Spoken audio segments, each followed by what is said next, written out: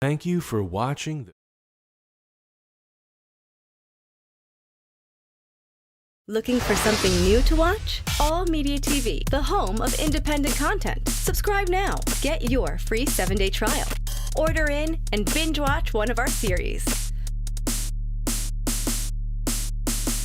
Laugh, cry, or crawl under the blankets with a variety of shorts and features. Subscribe now. Get your free 7-day trial. Watch anywhere, anytime, any device. Go to www.allmediatv.com today.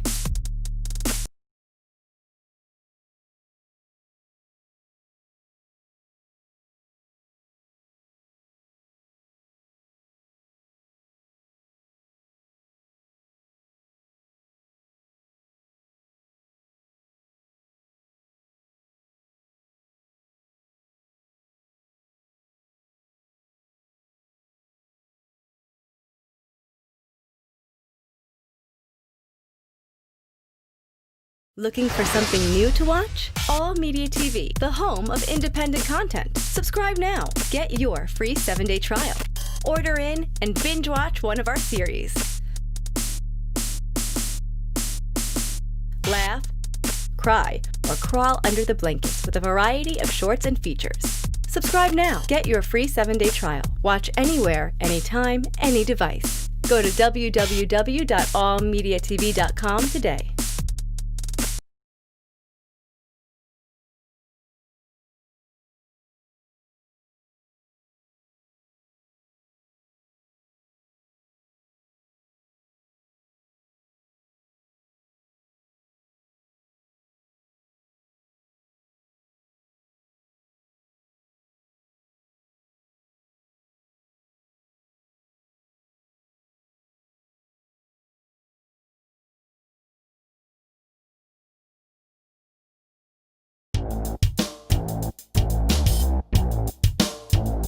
From New Media Comedy Worldwide Studios, New Media Comedy Worldwide presents Comedy Legacy Series with Jim Mendrinos. And now, your host, Jim Mendrinos. Hello, everybody. This is Jim Mendrinos, and welcome to the Comedy Legacy Series. And today is just a fun episode for me. Somebody I don't get to spend enough time with, and it's a performer that kind of buckles up against the popular stereotype that comics have to be negative, and we have to talk about things that are sad, or we have to talk about things that suck. His act has always been very positive. His act has always been very much about family and home and life, and he's been doing this for the longest time. And we are very happy to have him. So sit back, relax. We're going to learn a ton today. Please help us welcome our guest for the Comedy Legacy Series, Mr. Joey Kola. All right, this is going to be a really fun episode of the Comedy Legacy Series for me because I get to spend an hour with somebody that I don't get to see that often. But every time I do see him, we have the greatest time together. Joey Kola. Joey, how you doing today? Hey, Jim, it's great to talk to you. Great to be with you this afternoon, man. It's just when you first got in touch with me to do this, I was blown away because I consider you I consider you a comedy scholar. I know we've been on the front lines together over the years. Oh, yeah. And to have someone like you do an interview of me, I want you to know I'm completely honored. So thank you for having me with you today, man. I don't know if you remember this, but you actually hosted my very first ever TV appearance. Rick Morgan had this comedy on the Bay. Oh my God! I'm sorry to interrupt you, but because we've been home, my wife and I have been going through all our old bins and stuff, and I just found all the notes from that show, and I got stories about that show. You know, I put Adam Sandler on stage on that show for his first time, first time doing stand up, because his grandmother lived in Bayshore, which is where I was from, and it was called Comedy on the Bay, Mowbray Street Cafe Comedy on the Bay. And it was run by this guy named Dorsey. And Rick Morgan booked it. And what happened there was my friend Tony Luisi, who I grew up with in Islip, right next to Bayshore out there, and he worked at Group W Cable with a guy named Lou Schaffberg, and Tony is a video guy. Even to this day, he's a video guy. So once cable started busting out, Group W Cable got to 120,000 homes, but they had no programming. So on that channel was two clammers from the Great South Bay sitting in lawn chairs in a studio talking about, hey, I got a bushel of Little Necks and I got a bushel of cheddar clams and the flounder are biting. And it was so boring. So Tony said to me, want to do a comedy show? I said, sure, where would we do it? Let's go to Mowbray Street Cafe. We produced the comedy show, the TV show, and as well as giving the audience in-house a comedy show there also. So that's how that came about. And yeah, you were on one of those shows. Oh yeah, that was the very first time I had TV cameras pointed at me. Yeah, we think we did 24 of them or something like that. Oh yeah, With Jackie Marling and Rich Jenny did it, and a lot of great New York stand-ups did it. I'm pretty sure I was on Jenny's show. What's that? I'm pretty sure I was on Jenny's episode. Oh, really? Okay, all right, good. Yeah, he was an idol of mine and a mentor. He took me under his wing. And when people ask me who are my influences in comedy, I say three Richies and a Dom. I say Richard Pryor, Rich Jenny, Richie Minervini, who still is, and Dom Herrera. You know, and of course I was influenced by Rob Bartlett and, you know, Bobby Collins and Bob Nelson and Chris Rush and, you know, all those people. But, you know, I learned really young how to be funny from my family parties. My Uncle Ralph, my Uncle Angelo, my mother and father would dance and sing, and we would tell jokes. And when my Uncle Ralph would play guitar, he handed a 4-year-old Joey Kola a mic and said, tell jokes, Joey, and sing, Joey. And not only me, all my cousins. And that's when my cousins went on to play guitar and tell jokes, and they were also pretty active in some level of show business, you know. Let's you brought up a whole lot of people, and I want to talk to you about some of those people, because people don't understand when they see a comic on stage how many people actually have to reach back and help us out. That's right. For us to get where we need to go. That's right. You mentioned Richie Minervini. Richie Minervini saw me in the city one time and said, hey, have you ever worked on the island? And I went, no. And he goes, where's your date book? You know, and he had me MC over at Eastside. Yeah, he's a great guy. Yeah, and so it's people like that reach out and do kind things for you. You mentioned that those guys were helpful to you. How were they helpful to you? I mean, inspiration before you did stand-up, obviously, but then once you were doing stand-up, what were the interactions like? Well, Richie Minervini, at the time I was 18 years old. I had gone to Brockport State University out of high school. Me and my friend Tanya Morano from high school, we were going to go upstate and we were going to be the blah, blah, blah. Well, we realized how cold it was upstate in Brockport. We came back down, went to Suffolk Community College for 2 years, and then we went to CW Post. So while I was going to Post, I was also a foreman on a loading dock at an Italian bread factory out in Hauppauge, Central Islip, you know. But at that point, I was watching TV and I saw a special on HBO about the club Pips, and it was made by Seth Schultz about the club, and it was featured Robert Klein and Joan Rivers and Seinfeld and everybody who worked Pips in Brooklyn, which was actually the first comedy club in the whole country. It was called Folkways Cafe before it was Pips, and Robert Guillaume and Brenner and everybody was there. Rodney, everybody was there back in the day. So that was in Emmons Avenue in Sheepshead Bay, Brooklyn. So I watched that special and I said, oh my God, I think I want to do this, because I was already at the point where working on the loading dock at the Italian bread factory. I was doing the Christmas parties and the company parties. I was the MC and I would do stand-up, just making jokes about the Italian bread company and stuff, and doing impressions of the people that worked there. Yeah. So what happened was I heard about the East Side Comedy Club, and I also heard about Richard M. Dixon's on Long Island, where you can go in and it's a talent night, and Jackie Martling had the Crow's Nest, and there was a bunch of little talent nights. I figured, you know what, I think I want to do this stand-up thing. Let me go to a bunch of different places. So I was kind of a fly on the wall. I only performed at Dixon's about 4 or 5 times. But then Richie had the East Side Comedy Club. So I went in there on one night when Peter Bales was emceeing. It was an audition night. And I prepared about 5 minutes, and I didn't kill, but I did okay. And at the time at the loading dock at the Italian bread factory, I was going to college. working at the Italian bread factory, and I was making just under $60 a week and putting in almost 40 hours. I was making like $3.65 an hour. So I go to Eastside Comedy Club and I get on stage and I do like 5 minutes, and I come off stage and Richie's there and he hands me a $20 bill and he goes, can you come back next week and keep coming back? I'd like you to be part of our roster here. And I saw that $20 bill and I'm thinking, I work 40 hours a week to make $60. I just talked for 5 minutes and this guy handed me a 20. I was like, wow, there's got to be something here.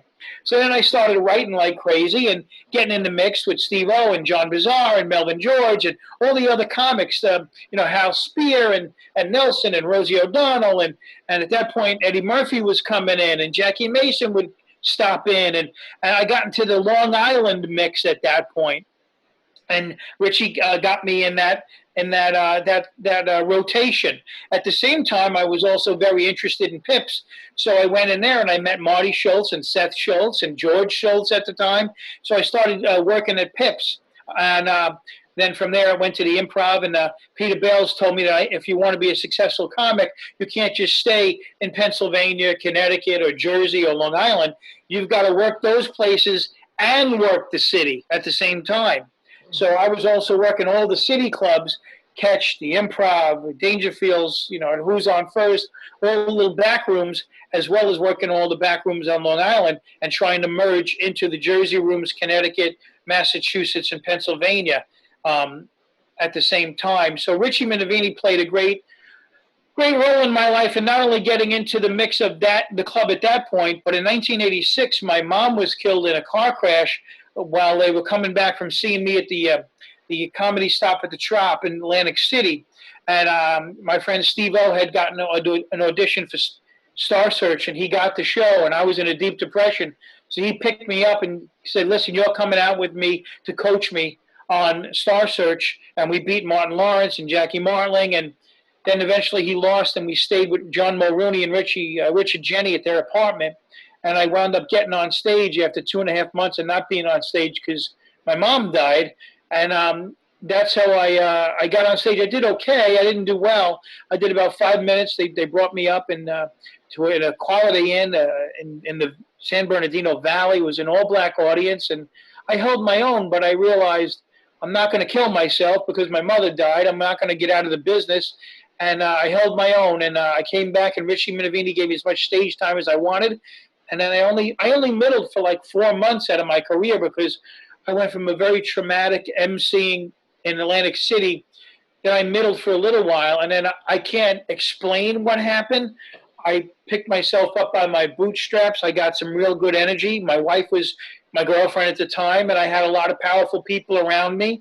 And I started headlining, and then became Joey Kola, I guess. So yeah, it was interesting because I've known you pre-86 and post-86. Yes. And post-86, man, the transformation on stage with what you were doing was epic.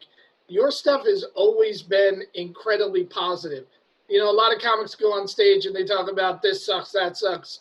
You never do that. You've always gone up and you've talked about the joy of life so much more than other comics. And post-86, that just amped up. Was that a conscious choice for you? Did you decide to stay positive? Or is that just what interests you as a writer? It was a conscious choice because my mother was a positive person. When I got home from going to college and work in the Italian bread factory and doing the clubs, I'd get home 2:30, 3 o'clock in the morning and be up again at 6, 7 o'clock in the morning. And, I'd have a note on my bedroom door. We love our angel of anxiety. My friends used to call me the angel of anxiety, because I'm an anxious guy, So, but my mother, a lot of comics come from, backgrounds where they were hurt emotionally and physically. And all comics carry some kind of baggage that they have to get out. And it comes from anger at something. I didn't get that from my family. My parents were very loving. We didn't have a lot of money growing up, but my dad was at the Little League games. I mean, he was a drinker a little bit, and there was some problems. He was a nicer Archie Bunker, let's say. But my mom and a great guy, just a great man. He was full of love, my father. I mean, like I said, he was a crane operator for Con Edison. He was a brash guy, but he was a very loving man. He always made time for my brother and I to coach baseball, to go in the pool with us, to talk to us about nature and things. Even though he was a kid from Maspeth, Queens, my mom is from Williamsburg, Brooklyn. That's where they met on Metropolitan Avenue, pretty much at a dance. My mom was a saint. She was an Italian, 4'11". When the newspaper boy in the winter came to my house and it was cold and he didn't have a hat, he left my house with a hat. It's all about giving, and we're only here for a half hour, man. All of us, we're here for a half hour. You got to get in, we got to help each other, and then move on. And that means beyond all color lines, gender lines, whatever. We're only here, our souls are only here for a little while. So we might as well get in and help each other. And I found, personally in my life, that when I do that, it comes back tenfold. People ask me what my goals and dreams were. Well, I had those goals and dreams when I was a teenager, when I was young, and I've far surpassed all of them. I'm not a millionaire, and money has nothing to do with it. I'm married to the woman of my dreams. Luckily, I'm not addicted to anything but chocolate. My kids, thank God, love me, and I love them, and they're healthy. I keep my life very, very simple. Like I told you, I raise butterflies, I plant plants, and I watch birds, and I like to go fishing, and I find a lot of joy in the very simple things, the very, very simple things. And when an audience leaves my show, I want them to leave happy. I don't want there to be any confrontation. If they want to make fun of me, that's fine. If they want to heckle me, that's fine, because what I do is all self-deprecating, because I make fun of myself first. And I try to point out, I'm a spiritual guy. I hate to use the word spiritual. I believe what has helped me in my life is reading about the teachings of Christ. But now I also read the Torah, and I read the Quran, and I learn about Hinduism, and I try to get rid of all religion and connect myself directly to the planet. When I see some of the plants I've grown, some of the flowers and things like that, I'm completely blown away. And I like to think that when I get on stage, I'm harmless to them. And I like the audience, again, to leave with a feeling of joy. We paid money to laugh, so I want them to laugh. And my message would be of joy. When you and I were coming up in the clubs, the one thing that I think was beaten into us, and, I knew George Carlin, we were friends for a while. What was beaten into us was, if you can't make them laugh, make them think. So if a lot of our friends and people we came up with found a platform to try to jump on, but I like to subscribe to the Seinfeld way of going for the laugh. Whenever you see Jerry, he doesn't get too deep, because he knows the bottom line is the laugh, that physiological thing that releases the endorphins that make you feel good.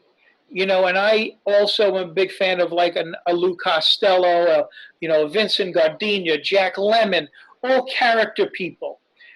That's who made me laugh. My Uncle Ralph, my Uncle Angelo, my dad and mom, they were characters, man, physically, emotionally, and they were always silly. Jess Curson is one of my favorite people to watch, because, hashtag always be silly, and she's got total vulnerability. Carol Leifer told me years ago, if you want to be a real good stand-up comic or a writer, you have to be totally vulnerable, totally. And I learned that early on, not only in my acting classes with Joanna Bexon, but she enhanced that. But from watching people like Minavini and Jenny and you, and and like you, yesterday we talked on Facebook, and Leanne Lord's name came up, and talk about vulnerability on stage. Oh my God!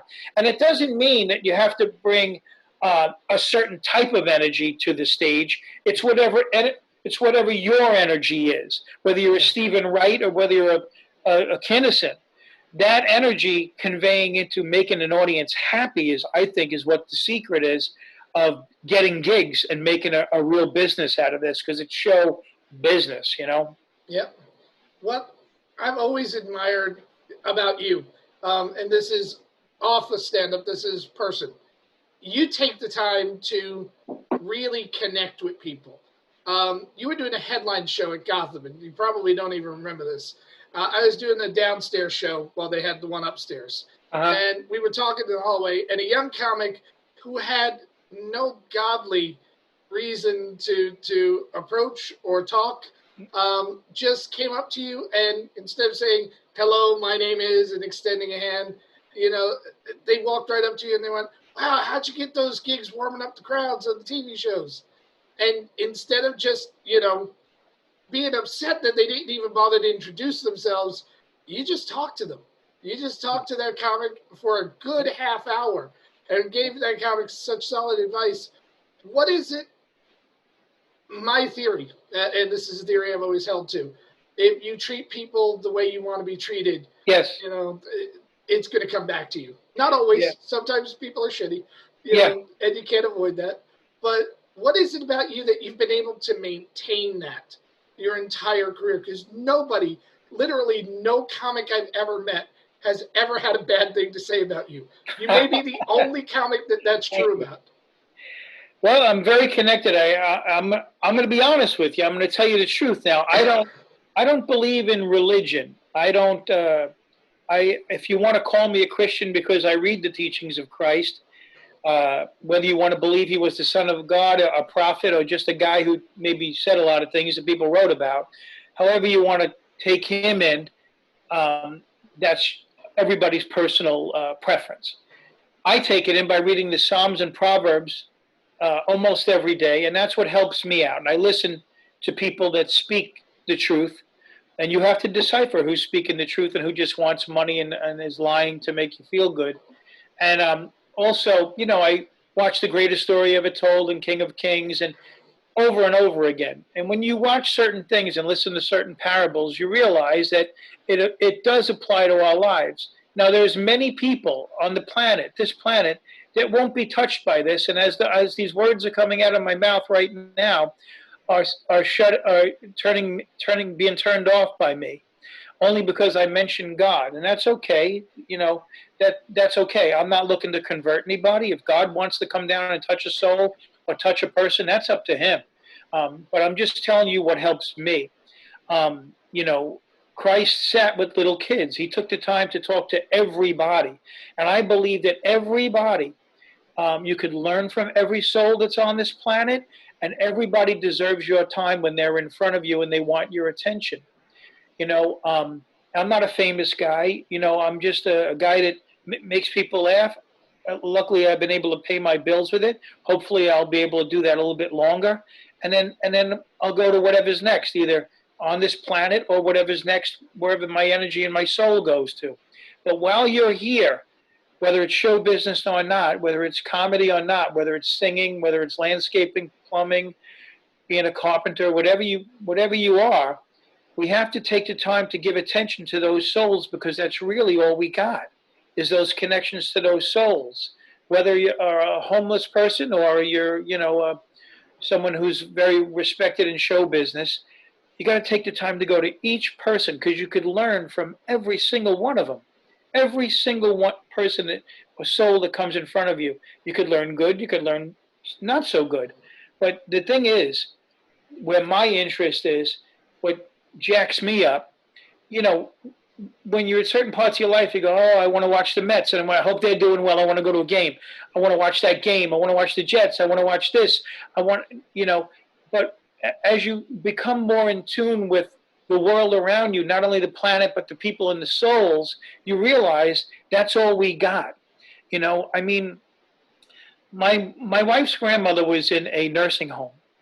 She was 93 years old. She raised 4 kids and countless grandkids, and she was the matriarch of the family. I live in her house. We bought her house.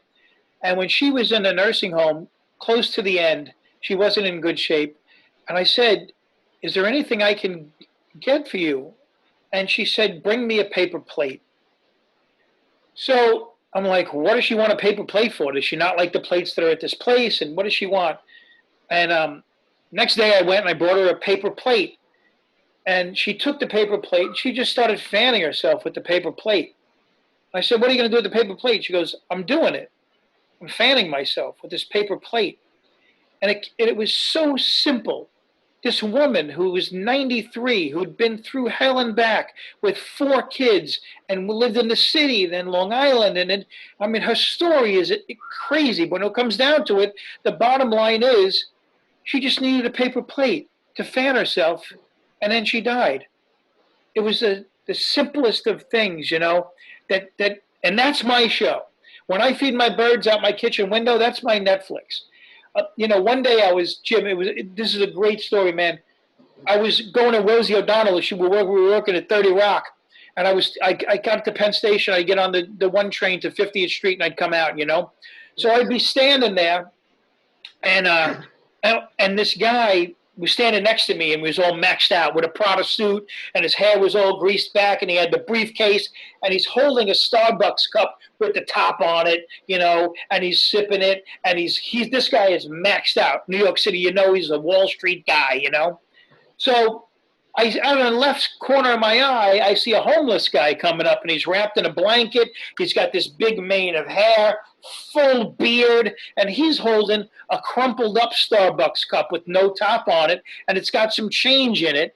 And he's shaking the change as he's walking down the line of people that are waiting for the 1 train. So he shakes it in front of me, and I flip him some change, right?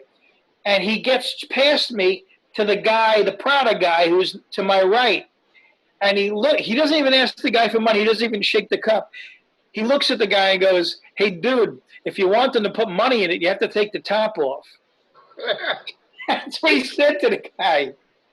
How great is that story? That's He's awesome. giving this guy advice. And he's giving him advice on how to make money. If you want them to put money in it, the Starbucks cup, you got to take the top off. Oh, that is such a New York story too. Isn't that the greatest story, man? And it's things like that I witness every day. I mean, whether I'm home quarantined with my wife or I'm out in public, no matter what time it is, whether it's a time you know, to level ourselves to the point to find equality amongst humans, or a virus, or it's winter, or summer, or spring, or fall, or I'm doing well and my calendar's booked, or I'm not doing well, my calendar's not so booked, whatever it is, whatever is happening, you got to have your eyes open enough to look for those little miracles that pop in. Yeah, you do. I want to talk to you. I got to talk to you about this because you're an awesome person, but people don't realize how great a comic you are. I think you are so underrated on stage, you know, and I think a lot of that comes, you know, with career path for the past 27 years or so. You've been doing a lot of warm up, so right. You're not so much in front of the cameras as much as you really should be, you know, based on your talent. Right. But again, you know, that's a great career path. When you're on stage, what are the things you do as a performer that get you ready to go from audience to audience? Well, I'm leaning over now because I want to show you what I got. I've got my my notepad and my 2 pens and 2 regular pens and my Sharpie marker that I've been carrying in my pocket for not these particular ones, for 45 years. I mean, I've been doing stand-up for 40, but over 40 years, you know, I need this to remind myself of what I have to do every day. Today is power wash and do some cement work around the house, but this is where I write all my bits, and I go through 10 of these a month, and you know, not every. I'm right with you. There you go. So you got to write everything down, and the goal is to get those bits that are going to stick in people's minds. The cat bit, the mother wake up bit. I did years ago. I did a bit about Bob Ross, a painter bit, and Bob Ross saw it and sent me a paint kit and wrote me a nice letter. And you know, it's like Eddie Murphy and the ice cream bit. Chris Rock has a million bits. I mean, name any good comic and you remember them for their bits. And there's nothing like writing a joke, honing it down, giving it 20 times out, and after 20 times, you know, if you see something there, keep honing it. If you don't see anything after 20 times, you lose it or give it to somebody else, or running it for other comics. You know, Joe Starr and I write together a lot. Chris Monty. There's comics that we that I'm constantly running bits by. Like I mean, no less than 15 times a week am I on the phone with other comics going, "Do you think this is funny?" Or if you think it's funny, can you tag it up? Can you punch it up? And the excitement of that is amazing. I mean, when Richie Minervini first gave me that 20, when I went on stage and got those laughs, I was like, oh my God, I could make people, strangers in a comedy club laugh, and it's not my family. And that was like, I mean, the high. I mean, there's nothing higher. The only thing I could say is it's like 1,000 times taking a heroin, but you don't get to have to deal with the drugs you get from the euphoria from all these endorphins being released. It's a chemical thing. So for me, it's always about the next bit. And when something funny happens, or somebody says something funny, and you discover that, it's like a twinkling. It's like, oh my God, it's a sparkle, and you're like, oh my God, that's hysterical. I'm going to write that down, and I can't wait to write on that. Now, my particular style is that I realize that people pay for energy. Now, it doesn't mean energy like busting out of craziness. That's just the way I am. I learned to talk with my hands, and I'm a high energy type A guy. However, people pay to see energy and thoughtfulness put into your act. If you can combine the energy, your energy, whatever energy you use to combine those thoughts and thoughtfulness, then it works. So what I do is I'm constantly writing. I'm constantly looking for the new bit. And it's, you know what, Jim, it's things that make me laugh too. Yeah. And a lot of that is not G-rated stuff. I mean, I like dirtier comics. I mean, believe me, I love Dennis Regan. I love Gaffigan. I love them all. But and that's the clean stuff makes it work. But I mean, they make it work. But my whole act isn't dirty. But I like to salt and pepper with some dirty stuff because I'm a big fan of Richard Pryor and Carlin and people like that weren't exactly clean. But sometimes it takes a little bit of being on the edge to get your point across. Yep. I do want to talk a little bit about energy because, dear God, you're like the Energizer Bunny on stage. You really do, have a ton of it. And as somebody who's had to follow you in some of the city clubs on occasion, that is a difficult haul for whoever has to walk on stage behind you. The energy, is that a choice? What happens? A lot of young comics who are seeing this may not know that there are days where you don't have that energy. There are days where you don't have that passion. Yet when you hit the stage, boom, it's there. Is it manufactured? Is it learned over the years? Or is it just that's your comedy and that's what you do? I've learned that I have to get to a certain place for it to work for me. Mm-hmm. In other words, if I'm a carpenter and I got a toolbox and I'm missing a hammer or a saw that I need, it's not going to work. I have to get to a certain place. Now, whether that's eating a bar of chocolate on the way to the gig, whether it's taking a nap that afternoon to be rested, whether it's not eating and eating after the gig, whatever it takes, there's certain things, rituals we all go through to get to that place. And that place for me was conveying my words with a certain energy. And people pay to see energy. They want to pay like they pay to see something. When they go to see Springsteen, and you did 4 hours. You're like, wow, I got my money's worth. So I want them to get their money's worth. But I also want to use every tool in my arsenal. And when Carlin and I used to talk a lot, him and I became friends. He admired that about me, and he also gave me some tips about taking a punchline straight out to the audience instead of doing it sideways. Like every once in a while I'd be in thought and I would take a punchline to the side, and he said, why do you do that? And I said, I don't know. He goes, you weren't paying attention there and there. He goes, why don't you just take every punchline straight out? And I started doing that, and it worked. You pick up things from other comics through conversation and through watching other comics. Let's face it, we all pick up things from other comics. We watch what they do that works, and how could not steal it, but how could I make this personality get to another level without being exactly like somebody else. You have to be your own person. You have to be original. So I felt for me to drive a point home about my brother-in-law, about my wife, about me picking up, dog crap in the backyard, whatever I'm talking about that that I don't want to do or whatever. I want to drive that point home. For me, physically, it's bending knees and going like this, telling people, "Hey, man, I mean what I'm talking about right now. Listen to me, because I mean this stuff." That's what I have to do physically. And it was so wild recently within the last 2 years. Robert De Niro did a movie about a comedian. I think it was called The Comedian or something like that. Yep. And Jessica Kirson was his coach on the movie. I happened to be doing the Crescent Beach Club in Bayville for Tom and Gigno. It's a benefit. It was me, Tommy Gooch, and Chris Roach. And on the show, and De Niro was shooting part of that movie downstairs in that catering place, in that restaurant catering place. So we're doing the gig upstairs, and Jess Kirsten comes upstairs and sees me and goes, "Oh my God, you're working here tonight?" I said, "Yeah, I'm doing a benefit." He goes, I'm working with De Niro downstairs. He's got to come up and see you." I said, "Okay." So she goes downstairs and she brings the whole team, De Niro, the producer, the director, everybody up to see my act. Just before I went on stage. No pressure at all, right? No. So I get on stage and I see them watching me, and it's like for a while it was just me and De Niro. I had 300 people in the audience, but it was like I was focused on him, he was focused on me, and I went all out for 20 minutes. Then they left halfway through my act, and it was just me in the audience doing my thing.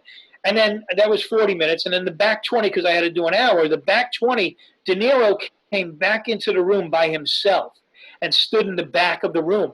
Now, the audience didn't see him. They didn't know he was there because he was in the way back of the room. It was dark. There were, raffle baskets back there. So I really took all the stops out the last 20 minutes, and I killed him. Got a standing ovation. So I came off stage, and I ran right to him. And I said, did you want to talk about anything? He goes, "Yeah." And this is Robert De Niro now. And I just met him, He goes, "Why did you bend your knees on that punchline? Why did you do this with your hand? I noticed you walked to this part of the stage and you took it straight out and you elevated your voice and you hit this word." I said, "Well, that's part of a setup and a punchline.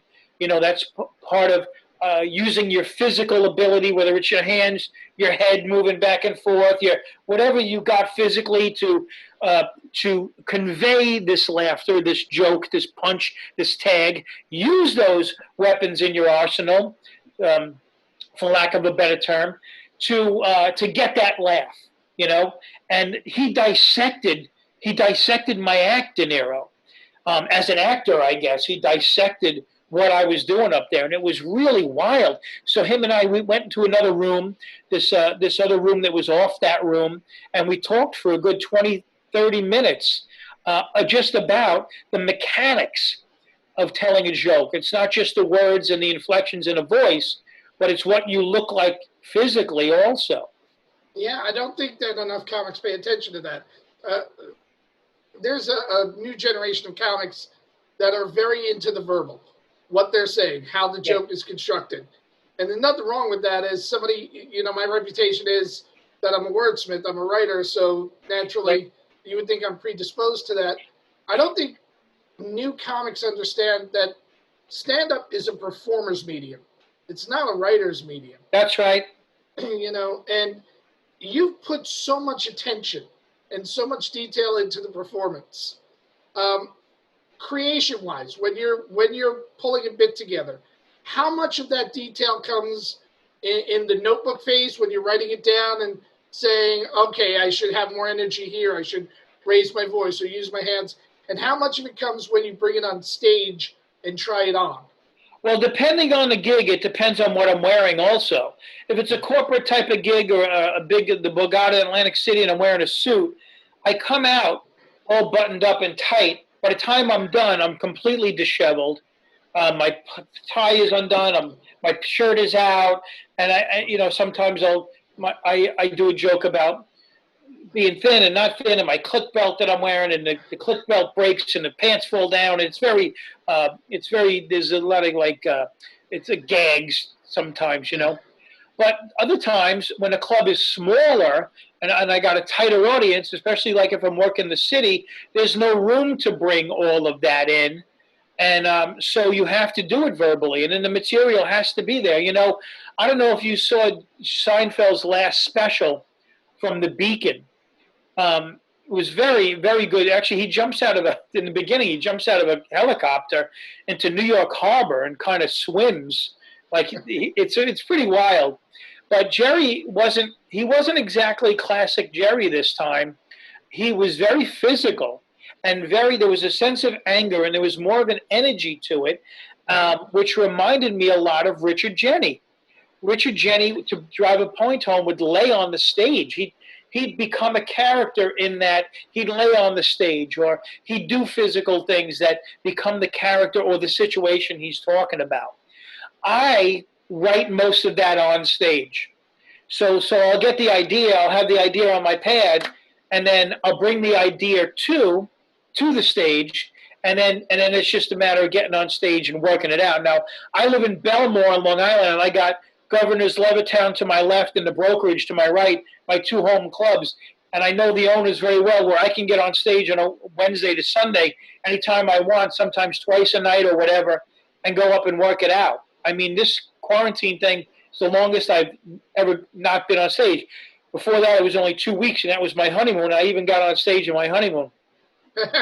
So I have never not been on stage. I mean, I recently did Joey Kola's comedy club from my living room. I did a Facebook Live. I did 2 of them, and they got 25,000 views. Now, people are asking for more, but I think I'm just going to let those suffice for a little while. I'll do a couple of PB&J with Joey K, that a little bit type of thing. But people want me to do Zoom shows. I don't really think it works, so I turned down a bunch of those. And recently I got called from a buddy who wants me to do drive-in. The guy's got 4 stages, 600 cars to do it at a drive-in in a couple of weeks. So, I mean, maybe I'll do that upstate. We'll see what happens. But ultimately what we do is, 200 seats, low ceilings, a mic and a light.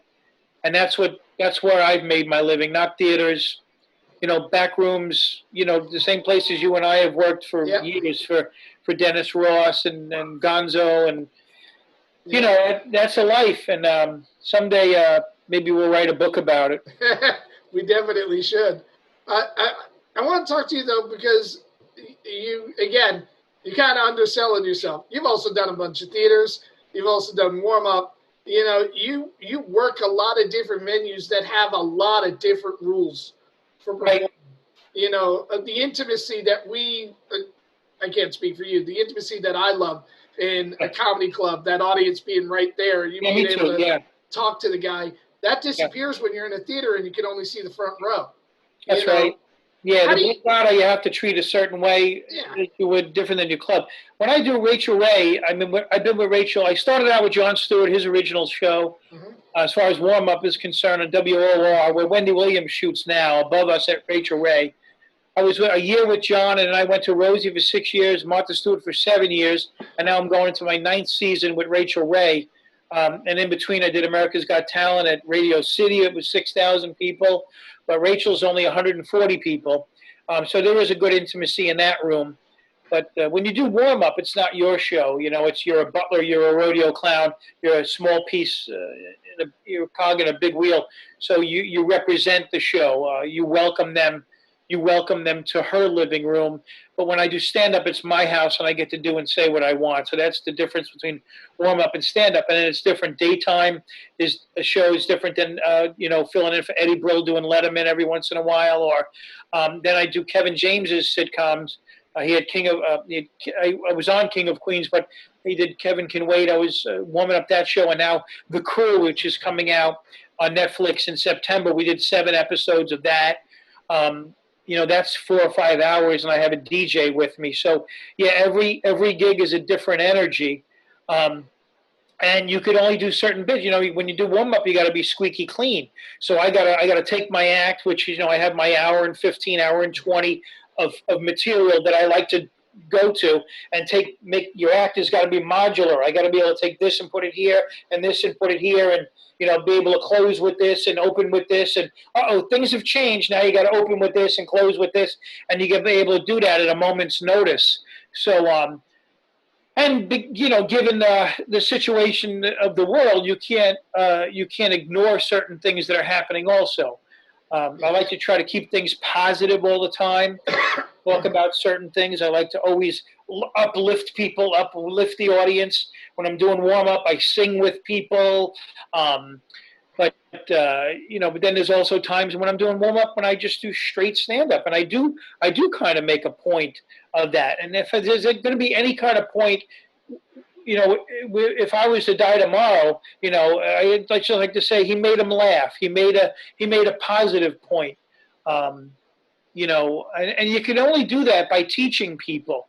If somebody doesn't know what to do, you can't make fun of them for not knowing what to do. You have to take the time to teach that person what to do. After you've taught them, if they decide not to go with what you taught them, that's on them. But that's why I take the time to talk to young comics, which is my favorite thing to do. I love nothing better than talking about stand-up comedy because it's such a thing, man.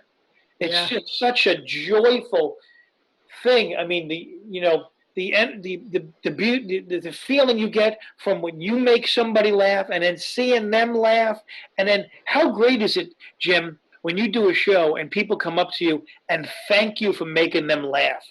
Thank you for taking my mind off my cancer. Thank you for taking my mind off my mom died. Yeah. Thank you for, this is the first time my husband and I have gotten out of the house since we had our kid, and this was a great night. How great is that? It's like a chef cooking a great meal for somebody and seeing them go, wow, that tasted great, And again, that goes back to doing for others. Doing unto others as you had them do unto you, It's a basic rule. Do you know it feels so good still after all these years? And in my career, I've had to do 15, maybe 18,000 sets. Right. When you're on stage and you hit that first joke and that first wave of laughter, hits you when you're on stage. Yeah. When somebody said to me, "Why do you do stand up?" Even after all these years, I always point to that because there's nothing in the world that feels like that. Yeah, and how fun is it to dig for that first laugh when you got new material going? Oh yeah. And how scary is it when you don't get it where you think it's going to come? Now, you and I have had this conversation. Man, this is like deja vu for me. Because I remember years ago, I opened a set on Long Island, new material. And you were with me on the show, and we were talking about it afterwards. You also will put your new material up front a lot of times, too. Yeah. Well, we used to have writing sessions back in the day. I mean, it started with Richie Minervini and Kelly Rogers and Melvin George and names I started out with years ago, and it came all the way up to recently. I write a lot, like I said, with Joe Starr and Chris Monty and Chris Roach, and a lot of us will sit in a room and write together sometimes. But when we first started doing it at the East Side Comedy Club, we would meet there during the day. Say we'd meet 11 o'clock in the morning, 10:30 in the morning, and let's say there was 10 of us around a table. All of us would bring 3 or 4 topics with us. In other words, I want to talk about lemonade, I want to talk about raccoons, I want to talk about squid, and I want to talk about masonry. All right, let's just say those things. So now I'll spit out one of those things, lemonade. So we'll go around the table, and each comic will spit out something funny about lemonade to me. And I'll just be writing. Lemonade, this joke about lemonade, this joke about lemonade, this joke, boom. And then we'll go to the next person. That person will want to talk about cryptocurrency or whatever. And then I'll think about something funny about cryptocurrency. And we'll go around the table about all those topics, everybody, for about 3 or 4 hours. Then we would break, go get something to eat. We'd leave the club, go eat at a diner or Burger King, whatever it was. And then we'd separate in our cars. And each of us would write jokes, only 5 minutes, but 5 minutes could be an eternity. To come up with 5 minutes, you need sometimes 40 minutes of notes. So we'd come up with 5 minutes, and we'd go on that night at East Side and only perform the new stuff we wrote that day. And your other comics were in the room and knew your act so well that if you got scared and you bailed and went to your old material, the other comics go, no, wrong, that's an old bit. Go back to the new stuff we wrote today. So the other comics would call you out while you were on stage if you didn't do the material we wrote that day. And they knew the material you wrote that day because they helped you write it.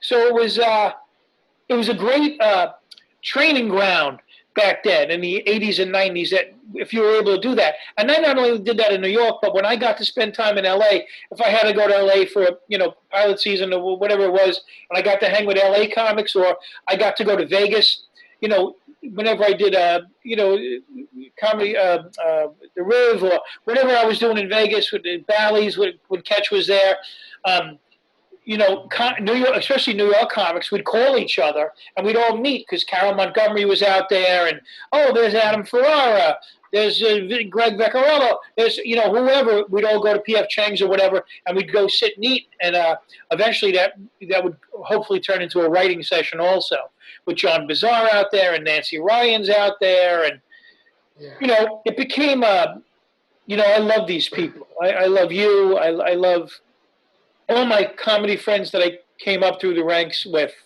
because not only, like Seinfeld said, do we have stand-up comedy in common, but we also know what each other's been through to get where we had to get to do this successfully for years. Yeah. Now, here's something that I absolutely marvel at. I don't know that you've ever turned down a gig. You just love being on stage. I have seen you in clubs that I go, he has no earthly reason for being in this room other than he wants to be on stage. Yeah, well, Pat Cooper told me years ago, never turn down a gig, $25 or $2,500. Don't turn it down. And it's so funny you should say that.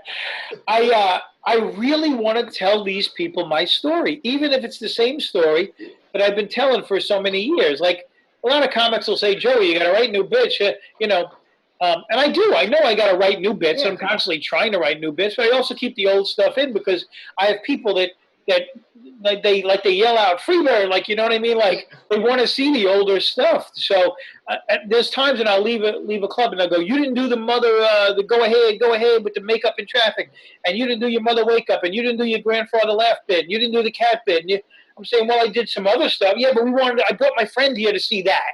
So what I try to do is do all of the old stuff. Because, I mean, when you go see James Taylor, if he doesn't do Fire and Rain, you're pissed. When you see Pink Floyd play, you don't see Comfortably Numb, you're pissed. You want to see the new stuff, but you want to see the old stuff. If you can give them the whole package. Because remember, there's a lot of people who haven't seen your act.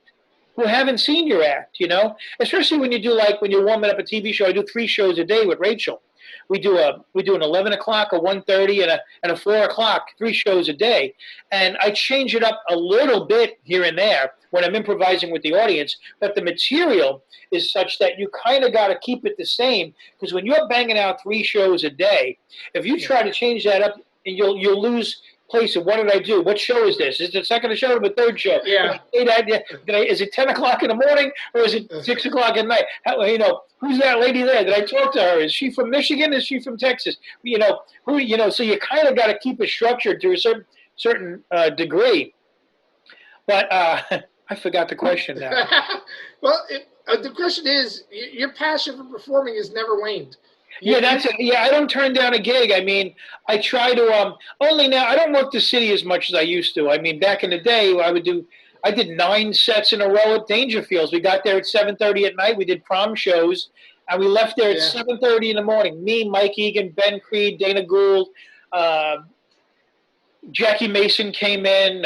Rodney would stop in, and 9 shows in a night. And I used to do Catch, the Improv, all the stand-up New York, all of it.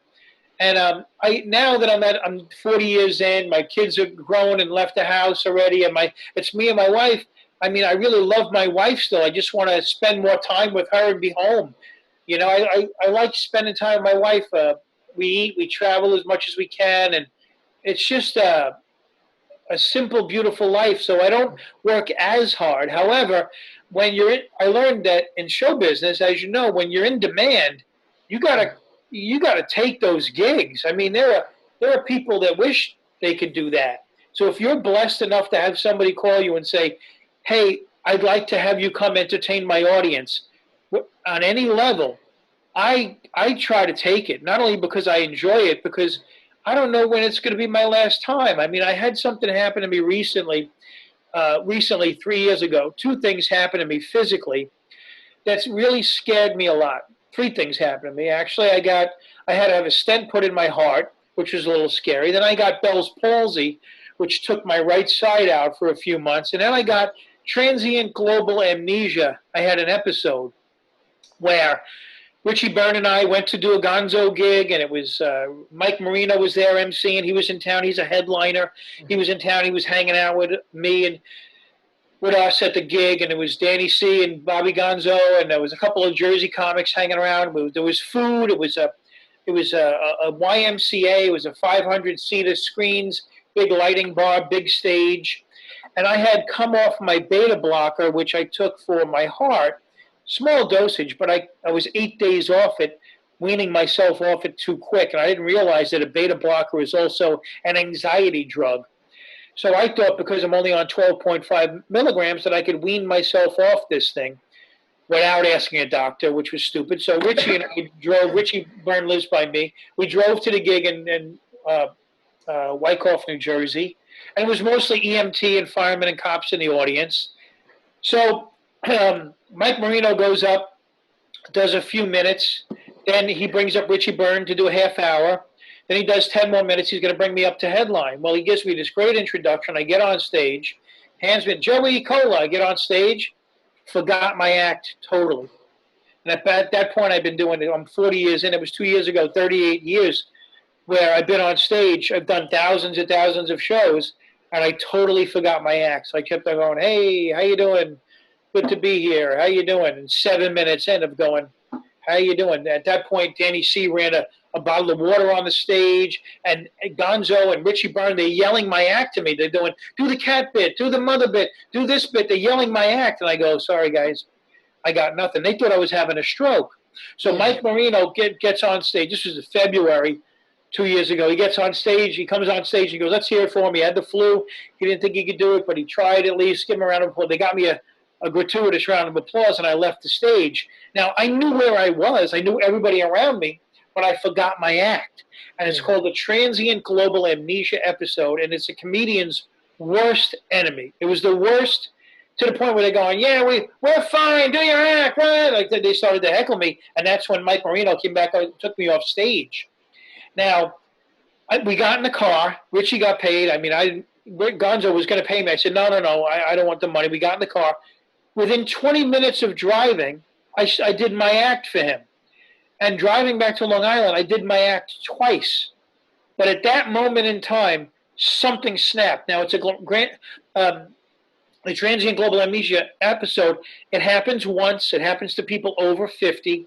They don't know why it happens. And my doctors, I had my brain scan, I had my heart, I went through all the tests. And my doctor told me that he had a Major League Baseball player. He wouldn't tell me if it was the Mets or Yankees, but it was one of those. During a baseball game, they were in the batter's box. They had like a 2-1 count. The guy stepped out of the box, went back to the dugout because he forgot how to hit. And that was a Transient Global Amnesia episode. So that happened. The Bell's palsy happened. I had a stent put in. So the reason why I take, back to the original, the reason why I take every gig is I'm 58. I don't know how many more of these I got, so I'm going to take every gig, and I enjoy every single gig. I want to talk a little bit about that because you may or may not know, in 2014, I got into a train accident, hit my head on the windshield, and had concussion issues. A what? A train accident. Train? Yep, I was on Amtrak. And, oh, my God. Yeah, head hit the window. Because I was sleeping when they had to slam on the brakes. So my head hit the window next to me.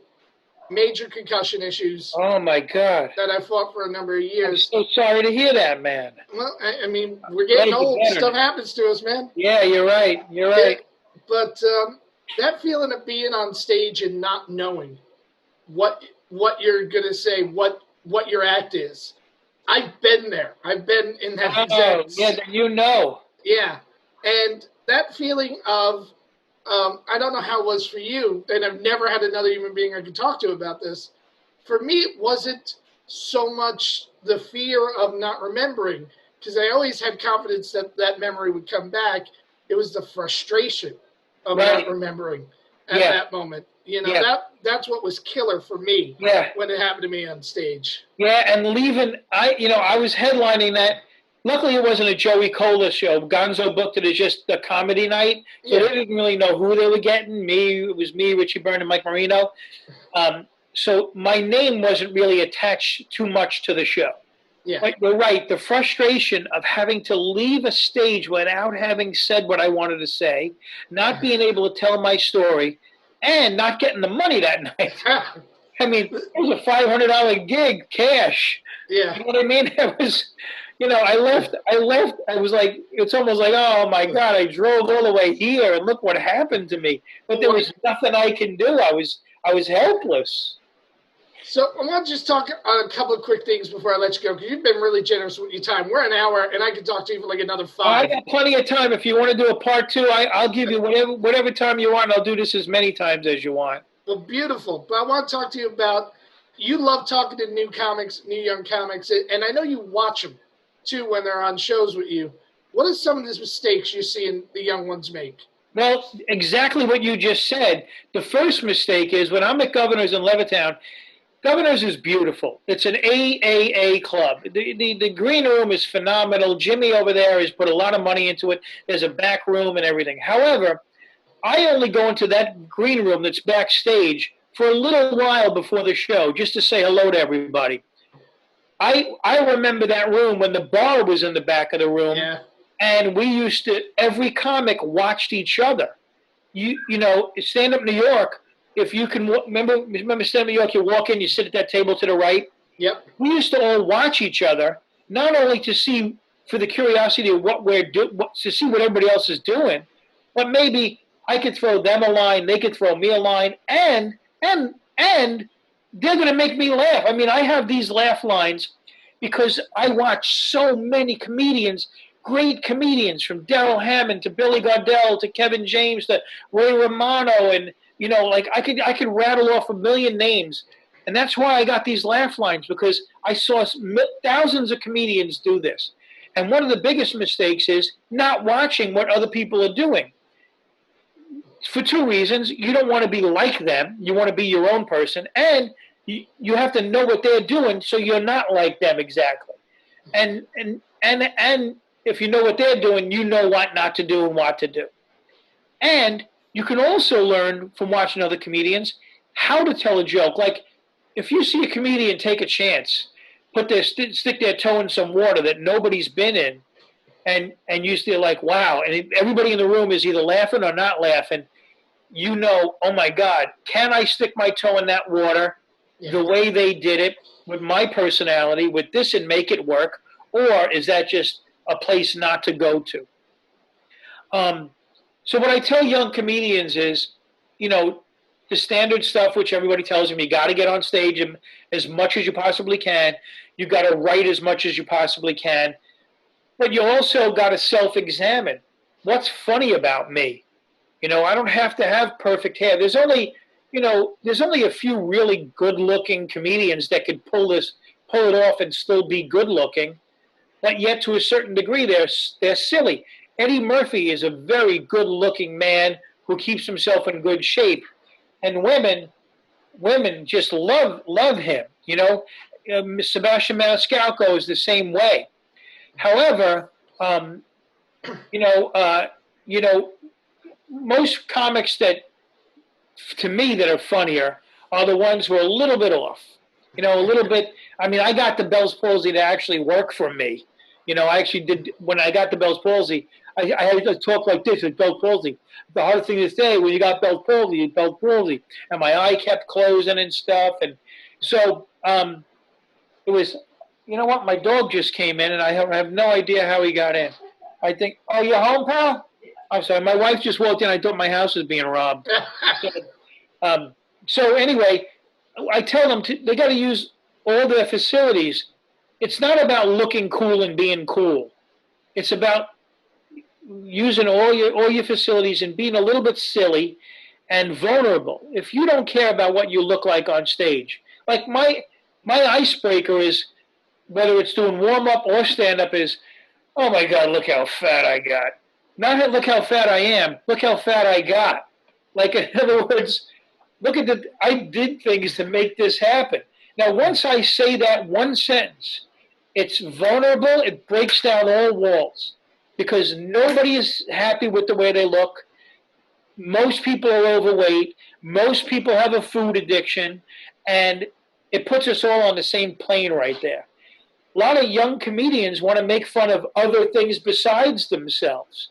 And if you're not careful, man, you got to be, that people won't accept that. That's why I don't get political at all. If people want to learn my political standing, they'll follow me on Facebook. They'll follow me a little bit closer, and they'll know which way I lean. Other than that, I'm not there to change their mind, really. I want to make them laugh. Yeah. That's it. And whatever I have to do, whether they're laughing at me or with me, I want them to leave having laughed hard. Yeah. And I also want to touch on this because you're mentioning, to watch them for what not to do. I also watch them for what to do. I watch a comic and I want to learn from them. I see your energy and your physicality and the way you lean into a joke. And I want to study it. I want to deconstruct what you do and say, what of that can I apply to what I do? Early in my career, and I know it was an influence of yours too, Chris Rush. I would watch Chris Rush like he was my college, and just break down and go, all right, the complexity of the writing, how do I do that? Not so much how do I copy that, but how do I get that level of complexity in what I do? So when you study the comics, you're also studying for what you need to learn from them as well.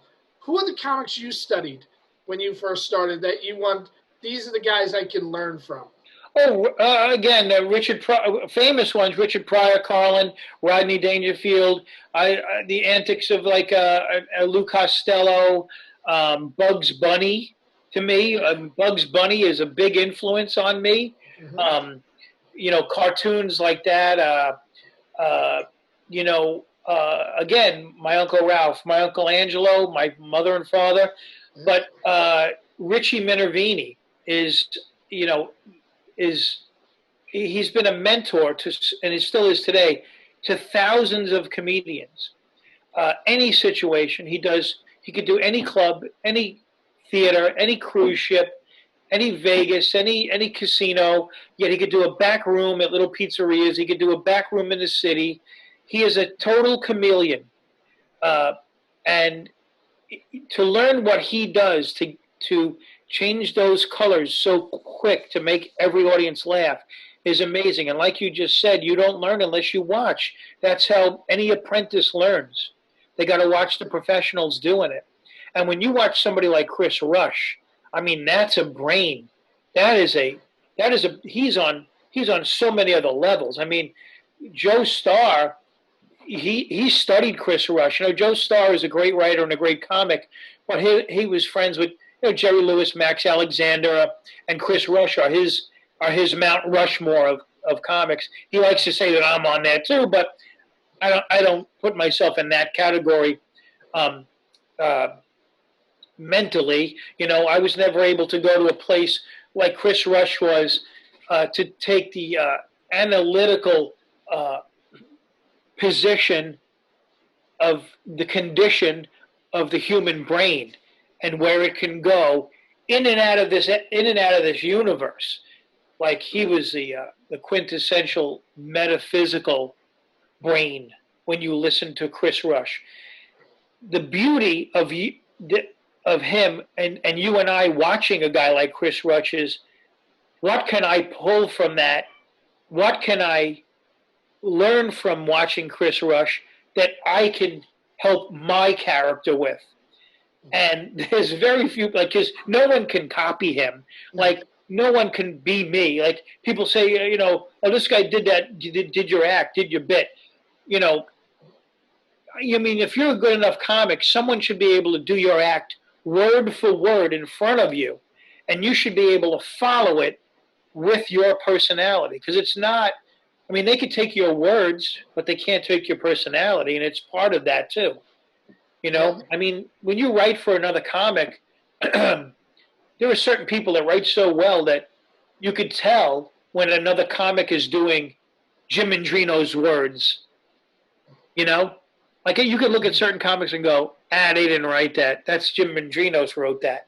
You know, and that's being a decent writer or a performer. But if you could blend them both and learn from watching other comics and how they do it, then that's how you're going to make a living at this. Now, making a living nowadays with everything on YouTube and Zoom and TikTok and all this other stuff, they have to figure stuff out that we never had to figure out. However, I do believe there's a basic bare bones of this business that is just set up and punchline. It's a mic and a light, and it's going to a club, eating potato skins and having a cold beer.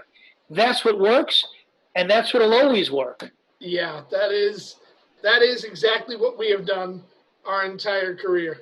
Yeah. The last thing I got to ask you about, because I think this is important. You're also a very trained actor. You also studied with Joanna Bexon for a long time, and you haven't gotten nearly enough acting work. What is it about it? Is it just you're too focused on stand-up? Is it the warm-up gigs? Yeah. Why do you think you never got that? Yeah, range? I don't audition anymore. I was with William Morris for a while, J. Michael Bloom. I was with Abrams. You know, I had really good agents. Jeff Sussman was my manager. He's still one of my best friends. So I had, you know, Jeff Sussman, people don't know who he is. He manages Kevin James and Joe Rogan. So he just cut the deal for Rogan with Spotify. He's one of the best managers in the world. Again, I had great agents. I had, Liz Lewis used to call me in all the time. She's a great casting director. And, I used to be in the mix. I used to audition with Leary and Mark Maron and Colin. And, I used to be in that mix. But then I got the warm-up gig, and it became a day job. And I get up at 5:30 in the morning.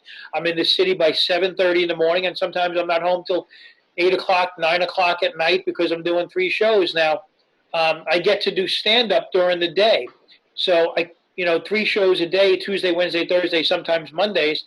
And then I shift gears and I become night Joey, stand-up Joey, just about every weekend that I want to work. So I take Sundays off and sometimes Mondays off, a lot of Mondays off. And then that's a career. I mean, if you want to be a good stand-up, you got to pick 25 clubs across the country. You can't stay in the tri-state area. 25 clubs, do them twice a year, and there's your 50 weeks. Now, that's not even talking about television appearances, fame, YouTube fame, casinos, corporate shows, things like that. Just the 25 clubs twice a year should be the main goal if you want to become a working stand-up comic. So get those 3 or 4 or 5 or 10 that are in Long Island, New York, Pennsylvania, Jersey, and Connecticut if you're in this area. But then you got to bust out. You got to go to Michigan. You got to go to Canada. You got to go to Ohio. You got to go to these places to not only see what they laugh at, see who those people are. Because if you're going to become a national headliner and make big money, you've got to make the country laugh. So you have to get on the road also. And that goes back to, like I said before, the question you had before about not turning down gigs. I still work at the Comedy Cabana in South Carolina.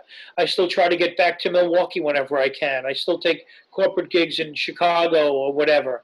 Mm-hmm. And again, I got sidetracked and I forgot the question. I was asking you about acting, but it seems like you're the acting thing. Well, yeah, that's I trained with Joanna, and Kevin James put me in his sitcom a little bit, but I really don't audition for acting much anymore. I mean, stand-up and warm-up is taking up most of my time. Eventually, if the warm-up thing goes by falls by the, what you know what I'm talking about, it goes away, and I do less stand-up, then maybe I'll audition for character roles. And then I'll get an agent again and do some, maybe audition for commercials and get again.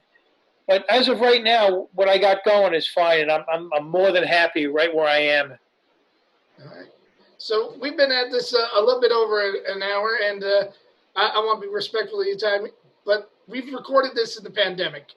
Hopefully by the time it airs, there won't be a pandemic, and we'll be back out in the world. But what are you most looking forward to comedy-wise post-pandemic? Comedy-wise? Yeah. I can't wait to get in front of a full house of people with drinks and food on their table that pay to come in and laugh. And I can't wait to hear an MC go, "Ladies and gentlemen, Joey Kola" again. I can't wait. It gets me very emotional. You're one of the few guys I can talk to about this. It just gets me very emotional not to hear that and not to know the beauty that comes from that for me and for an audience. It's a win-win, man. It's a win-win when it's a perfect dance when it's working, when the act is going right and they're laughing in the right spots and we're eating and drinking, and afterwards you say goodbye to every audience as they leave, and you sell a T-shirt or a CD or whatever. It's hard to put into words the beauty of that event, and I can't wait to get back to it. I just can't. And the camaraderie of working with other comics that you respect, Yeah. I don't think the audience understands how much we get as performers from them. Yeah. I think they think it's a one-way street of us giving to them. Right. But, there are times when the gigs have been so good and I've gotten so much from the audience, I feel like a thief for taking their money, too. It's literally, I'm going to take it. Don't get me wrong. But Can't believe it. I get paid for that. Have you ever heard this Bobby Darin song, "The Curtain Falls"? Not in a million years. Yeah, Bobby Darin did a song. He did it at, I think, the Sahara in Vegas at a live show. "When the Curtain Falls" or to something like that. If you listen to that song, it describes exactly what we're talking about. Yeah. Joey, I want to thank you for being our guest. I got more I want to talk to you about, so you got to come on and do another episode with me eventually. Anytime you want, as many as you want, my friend. I'm here for you. But here's what we're going to do. We're going to wait for post-pandemic, and we're going to sit in the same room, and we're going to have a burger or something while we're doing it. I would love that. I'll go wherever you want to go. And, it could be burgers, sushi, whatever you want to eat, a big bowl of pasta, whatever you want to eat, man. I would love nothing better than that, man. I really would. And when this is all over, you and I finally need to go fishing together. Oh! We talked about that for the first time back in '85. Yeah. We still have not been on a fishing boat together. Yeah, another one of my passions. I'll take you. I got the guys. I got a guy. And if we want to go off the dock, I got the dock. Beautiful. We shall do that. Rules, I got everything for you, man. Come to Long Island. I'll take you. We can go fishing. We can go crabbing. It's the best. That sounds like a great time. Of course. All right, Joey, thank you so much for taking part in this. Thanks for having me, Tim. And we will be back with another episode next week, guys. And see you then. This has been an amazing episode. And you've literally just spent time with possibly the nicest human being in show business. Nobody has ever had anything bad to say about Joey Kola, and I don't think anybody ever will. You need to go see him for yourself. Go to joeykola.com, JoeyKola.com, to visit his website, find out all the things that he's doing, and keep watching this episode because there's just so much information to digest. We are going to be back next week with another great episode and another great comic for you. Until then, you could watch all of the previous episodes on YouTube, youtube.com/newmediacomedytv, or you can find us audio version of the podcast on iTunes and Spotify and wherever you get your podcast from. Please subscribe, comment, and like. We will catch you next time on the Comedy Legacy series. Until then, get on stage, people.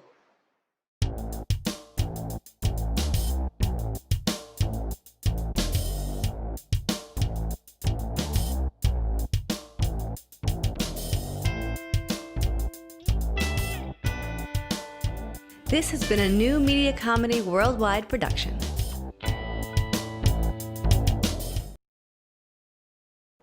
Thank you for watching the Comedy Legacy series. New episodes air every Monday at 9 p.m. Eastern on New Media Comedy TV YouTube channel. Don't forget to subscribe, and we'll see you next week. Looking for something new to watch? All Media TV, the home of independent content. Subscribe now. Get your free 7-day trial. Order in and binge watch one of our series. Laugh, cry, or crawl under the blankets with a variety of shorts and features. Subscribe now. Get your free 7-day trial. Watch anywhere, anytime, any device. Go to www.allmediatv.com today.